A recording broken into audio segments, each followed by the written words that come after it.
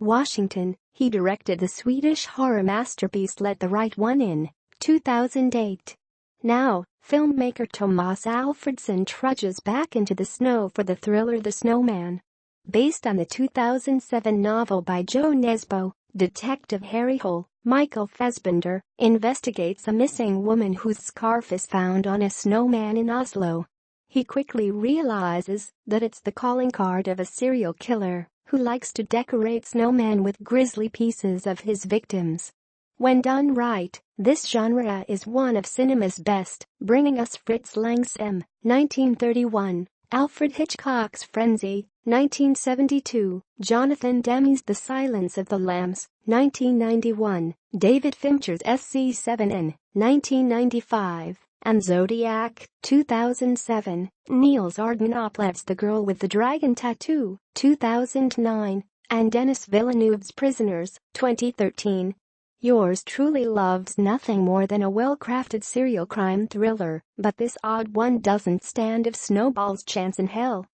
The Snowman melts under a sluggish pace, complex plot and unintended predictability. That's not a knock on screenwriters Peter Stragan, Frank, Hossein Amini, Drive, and Soren Sveistrup, The Killing, whose stellar track record precedes them. Alfredson even insists he wasn't allowed to shoot 10 to 15% of the script. Whatever the reason, the premise of Jack Frost meets Jack the Ripper works far better in the trailer than the movie. If you pay attention, you'll guess the killer's identity. If not, the pacing may lull you to sleep, leaving a story so complicated that you'll never catch up. Convoluted plot mechanics can still work under the right conditions, i.e. the big sleep, but here the atmosphere is an albatross with bloody snow that lacks the levity of Fargo, 1996. In 2017 terms, Wind River is more engrossing, Get Out is more symbolic, and It proves horror doesn't have to be humorless.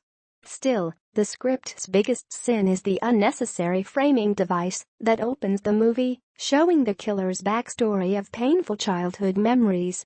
It's a dive into the Citizen Kane snow globe, but with a deadlier rosebud. Not only does it feel over the top with its amateur child acting, there's no need for it. This genre works better when we're dropped into the killing spree and have to piece together the motives. Imagine if we saw Buffalo Bill's childhood at the opening of The Silence of the Lambs. It would have killed the movie, which it sadly does here. We won't even go into the protagonist's lame name. Is Harry Hole supposed to be a joke? Oh well, at least the cast is deep with Fassbender, Rebecca Ferguson, Charlotte Gainsbourg and J.K. Simmons. Hats off to casting director Gina J., who previously landed Gary Oldman, Colin Firth and Benedict Cumberbatch in Alfredson's fine Tinker Tailor Soldier Spy, 2011.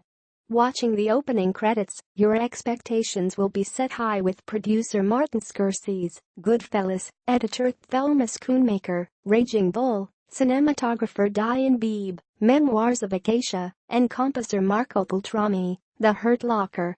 These master craftsmen sculpt a film that looks great, but can't overcome its inherent story flaws. After it's done, you'll remember the imagery more than the story. A. The villain's weapon, which rivals Javier Bardem's pneumatic gun in No Country for Old Men, 2007, and B. The ominously decorated snowmen, which are creatively creepy. These elements had all the potential for a genre classic. It's a shame that they are played for schlock rather than nuance. My advice: skip The Snowman and re-watch Alfredson's masterful vampire flick Let the Right One In, 2008, which remains arguably the best horror flick of the last 10 years. Even great filmmakers are allowed a few frosty duds.